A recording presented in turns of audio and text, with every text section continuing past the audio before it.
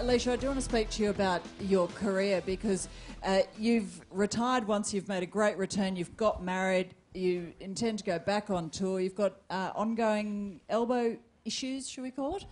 What makes you stick with it?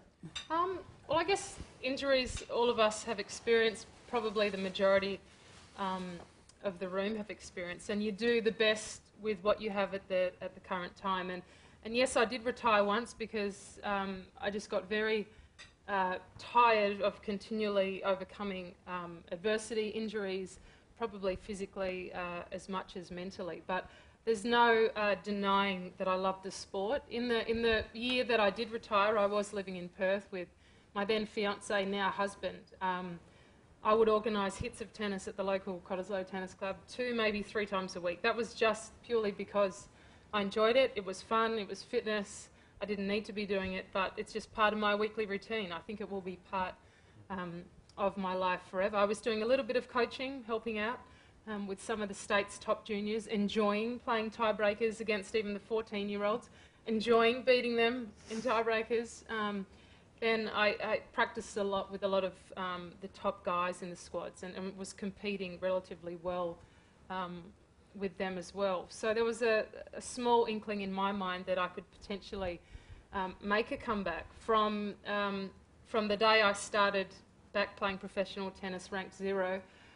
Within 5 months I was ranked inside the top 100 in the world. So previously in my career I never felt that I was a success until I was top 10 in the world. So I played the majority of my career feeling like a failure, to be honest.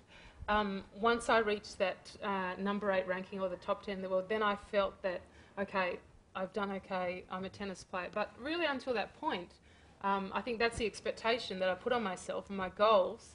Until I reached that point, I really felt like I was grabbing at straws, and was I ever good enough? So to come back and have my second career, it started from playing pennant at Cottesloe, to hitting 3 times a week, to playing the kids at the squads, to realising that maybe if I made the top 100 again, I would view that as a very successful career once again. So now I realise, and I'm pushing 30 now, I just turned 30 in January, I realise how difficult it is to be the top 100 in your sport, in your profession, in the world. I realise now what an achievement and what an accomplishment it is. Now I'm proud when I say I'm 100 in the world, or I'm 110 or 15 in the world. Before, it was, I'd almost deny that fact or make excuses for the fact that I was 110 in the world. So my perspective on the sport and what success in the sport is, I think, drastically and dramatically changed over the past 10 years. So I'm very lucky that I'm glad I came back. I wouldn't have it any other way. Yes, I have a sore elbow every day.